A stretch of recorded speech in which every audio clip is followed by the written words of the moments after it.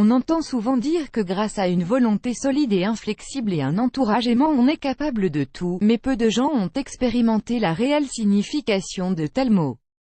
Cette jeune fille dont nous vous raconterons l'histoire en connaît clairement le sens.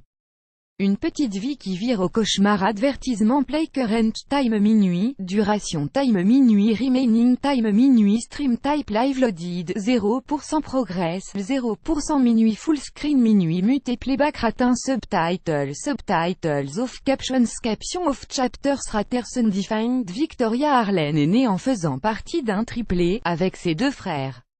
Étant petite, elle adorait danser et était extrêmement douée pour le sport. Elle était pleine d'espoir et d'énergie. Cependant, à l'âge de 11 ans, Victoria a commencé à manifester des symptômes inquiétants de grippe. Elle s'est évanouie plusieurs fois et a contracté une pneumonie. 2 semaines plus tard, elle était paralysée de la taille aux jambes. Son corps s'éteignait petit à petit. Une inflammation du cerveau et de la moelle épinière ont mis fin à tous ses espoirs. Sa famille ne pouvait que la regarder perdre complètement la capacité de parler, de manger et de bouger librement. Ad choice ES advertising red invented by Sad choice ES advertising red invented by TEADS. En 2006, à l'âge de 11 ans, Victoria a commencé petit à petit à perdre les fonctionnalités de son corps.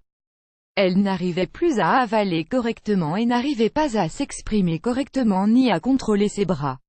Jusqu'à ce que son corps s'éteigne complètement. Victoria a passé près de 4 ans enfermée dans son propre corps.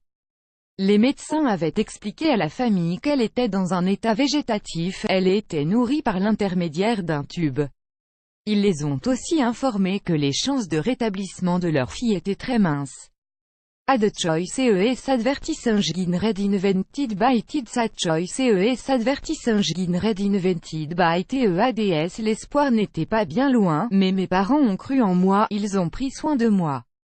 Ils m'ont permis de me battre et de devenir plus forte.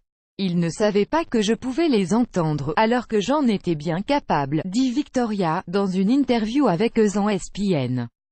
En 2010, Victoria était complètement hors de son état végétatif.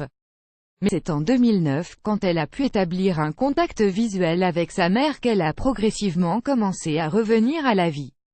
Elle s'est mise à devenir de plus en plus autonome mais malgré ses progrès incroyables, il lui restait une chose qu'elle ne pouvait toujours pas faire, bouger ses jambes.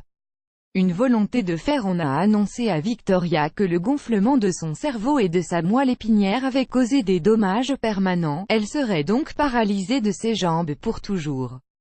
Tous les spécialistes lui ont dit la même chose, vous devez vous habituer à être assise dans un fauteuil roulant. Ad choice ES advertising red invented by Sad choice ES advertising red invented by TEADS. Elle a refusé de croire ce qu'on lui a dit, elle savait qu'elle n'était pas destinée à passer toute sa vie sur une chaise roulante.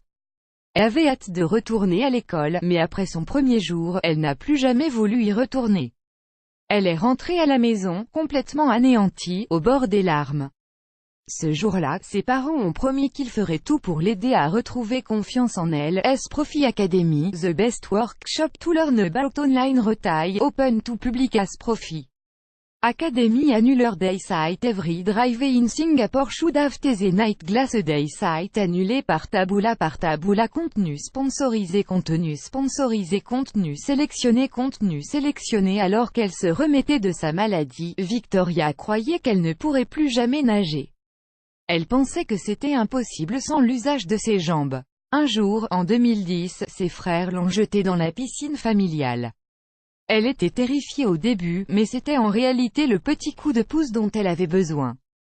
En l'été 2012, à 17 ans, Victoria faisait partie de l'équipe américaine qui a participé aux Jeux paralympiques. Elle a remporté 3 médailles d'argent et une médaille d'or au 100 mètres nage libre. Elle a également battu le record mondial pendant l'événement. La quête de Victoria ne s'arrêtait pas là. En 2013, Victoria a déménagé à San Diego pour participer au programme Project Walk, qui aide les personnes paralysées à se remettre sur pied.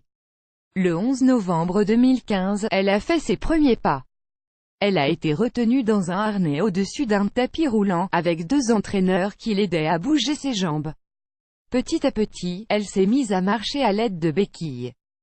5 mois plus tard, le 3 mars 2016, elle s'est complètement débarrassée des béquilles et a réussi à mettre un pied devant l'autre de manière autonome. Quand elle s'est levée de son fauteuil roulant, elle ne savait pas quoi penser. Elle dit « J'ai fini par réaliser que c'était mon voyage personnel, celui qui d'ailleurs peut donner de l'espoir aux gens qui en ont le plus besoin. » Aujourd'hui, Victoria a trouvé sa voie après un voyage turbulent qui aura duré 10 ans. Elle a une médaille d'or paralympique, elle est responsable d'un programme pour la chaîne sportive ESPN et a bien plus que survécu. Son histoire devrait servir d'exemple à tous ceux qui perdent espoir à certains moments de leur vie afin qu'ils se souviennent qu'une volonté de faire peut même mener à des choses au semblant impossibles, plus grand que.